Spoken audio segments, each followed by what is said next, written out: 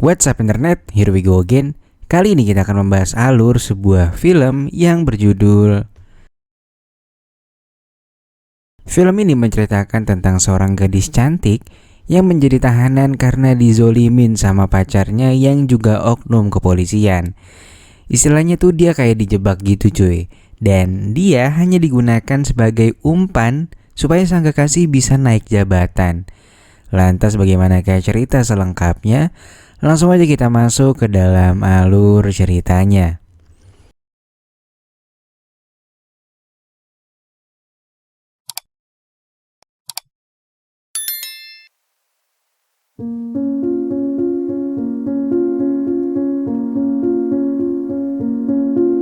Film menceritakan tentang seorang wanita cantik dan lugu bernama Nami. Nami sendiri mempunyai pacar yang bernama Sugimi. Nami ini sangat mencintai Sugimi sampai-sampai Nami gak sadar kalau ada niatan busuk dari Sugimi. Saat itu Sugimi yang merupakan seorang polisi sedang mengincar klub malam yang diduga menjadi sarang transaksi narkoboy. Namun permasalahannya klub itu dijaga para yakuza dan Sugimi gak punya koneksi untuk bisa masuk ke dalam sana. Alhasil Nami pun diminta untuk menyamar jadi gadis penghibur untuk mencari tahu aktivitas di dalam klub tersebut. Namun sial, saat misi tengah dijalankan, identitasnya sebagai mata-mata polisi terbongkar. Alhasil dia pun di-push rank habis-habisan sama para yakuza. Di tengah keseruan itu, Sugimi pun datang dan menyergap sendirian.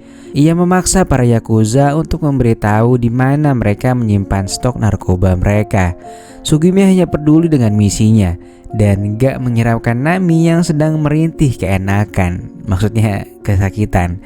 Pada akhirnya para yakuza pun ditangkap atas tuduhan pemerkusian, bukan atas pengedaran narkoba. Semenjak aksi solonya menangkap para yakuza, karir Sugimi pun naik daun. Di sini Sugimi sama sekali nggak menyebutkan nama Nami dalam misi tersebut. Menurutnya Nami hanyalah korban dan ia yang menyergap para yakuza sendirian. Ia hanya menceritakan kepada seseorang yang merupakan atasannya. Dia pun cerita kalau Nami adalah bagian dari rencana ini. Hal itu juga dikatakan di depan Nami yang masih trauma atas kejadian yang sangat temaram itu. Sugimi pun memberikan uang kompensasi yang cukup banyak untuk membayar kerugian Nami.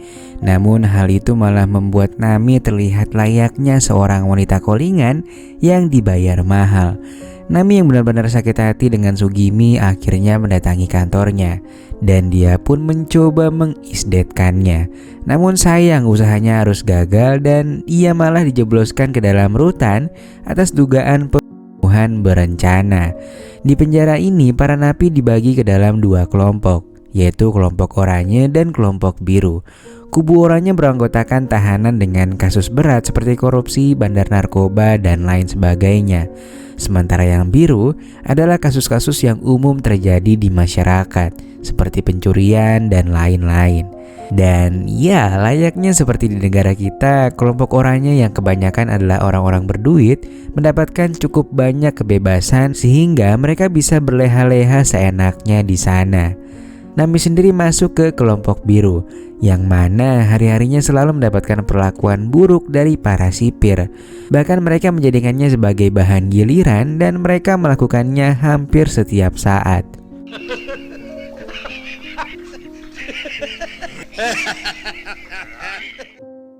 Suatu hari Nami dihampiri seseorang dari kelompok oranye yang akan memberinya sup. Namun si Mia ini malah memberikan sup yang baru matang itu dengan cara diguyur. Si Nami pun santai aja. Dia nggak menunjukkan perlakuan apapun karena tangan dan kakinya juga dalam keadaan terikat. Namun di waktu yang tepat, Nami menarik selimut yang diinjak oleh si Mia yang menyebabkannya kepleset ketumpahan sup yang dibawanya. Semenjak itu beberapa orang dari kelompok orange pun mulai segan dengannya. Mereka bingung gimana caranya Nami bisa berontak dan nyebabin si Mia jadi terluka. Sementara Nami sedang di masa sulitnya, Sugimi tengah menikmati indahnya naik jabatan. Akan tetapi di lain sisi ia juga merasa takut jika Nami kembali berulah dan mencoba mengisdetkannya lagi. Alhasil Sugimi pun menceritakan hal itu kepada atasannya dan meminta pencerahan atas masalah pribadinya ini. Atasannya pun menyarankan agar Sugimi mengutus orang untuk menyingkirkan Nami dari muka bumi. Dia pun meminta Sugimi untuk bertemu dengan napi kenalannya yang terkenal psikopat cuy. Yang mana kebetulan napi itu pun satu rutan dengan Nami. Gak pakai lama, keesokannya Sugimi pun langsung menghampiri si napi psikopat yang disarankan bosnya itu. Dia bernama Katagiri. Sugimi menjanjikan Katagiri bisa bebas lebih cepat jika ia mau membantunya. Tawaran itu pun ditolak oleh Katagiri karena dia tahu kalau itu sulit dilakukan karena Nami selalu berada di dalam selnya.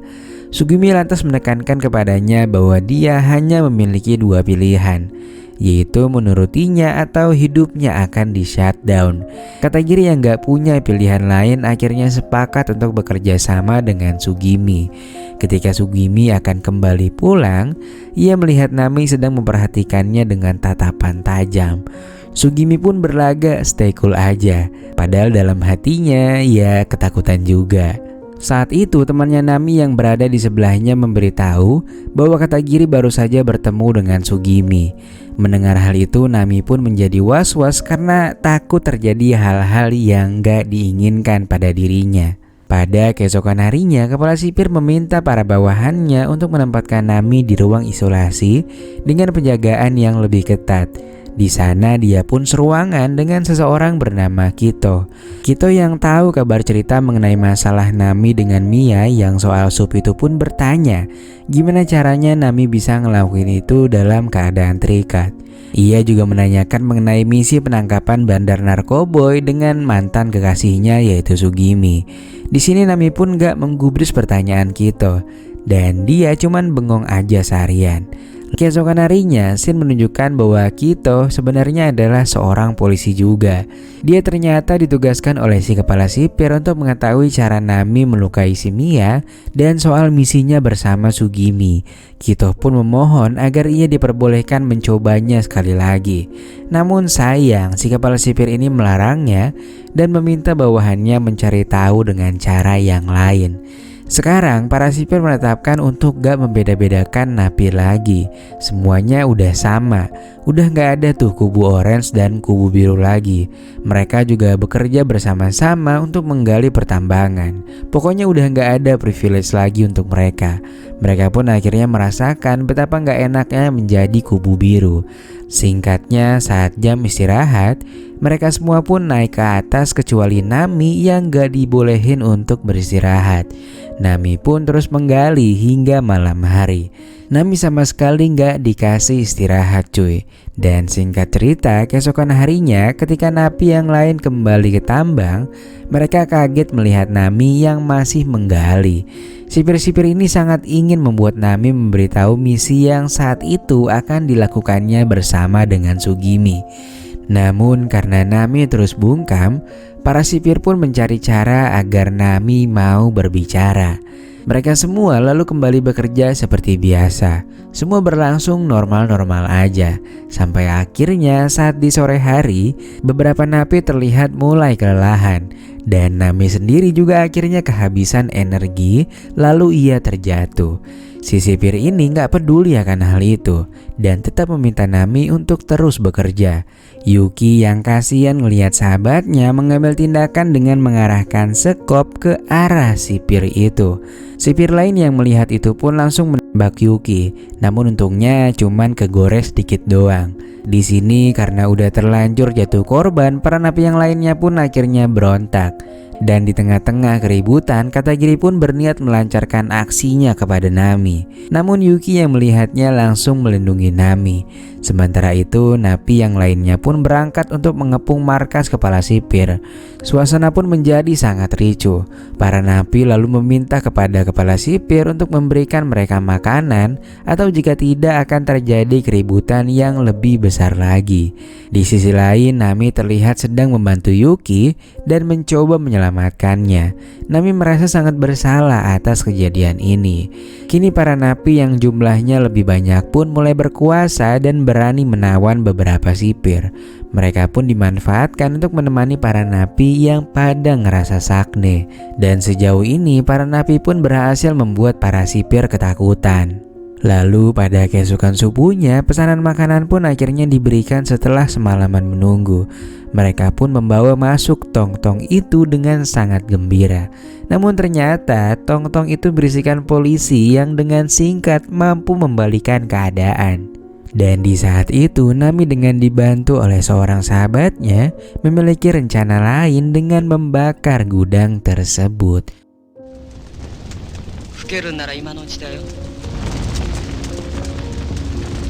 Beberapa saat setelah api mulai mereda, para sipir pun mulai mengabsen para napi baik yang masih selamat maupun yang meninggoy akibat kebakaran itu seperti kata Giri. Setelah didata semuanya masih lengkap kecuali Nami yang nggak tahu di mana keberadaannya.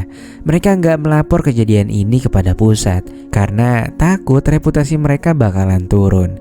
Di sisi lain, Shin memperlihatkan Nami yang kini tengah berada di kota. Dia ternyata menyimpan dendam kepada para Yakuza yang saat itu memperkusinya. Mereka semua ternyata nggak ditahan cuy.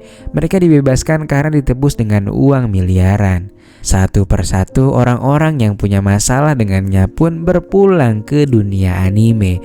Hingga akhirnya tersisalah Sugimi yang masih belum mengetahui kalau Nami berhasil kabur dari rutan itu. Lantas ketika Sugimi masuk ke dalam lift, ia pun panik bukan main saat orang yang di belakangnya ternyata adalah Nami cuy.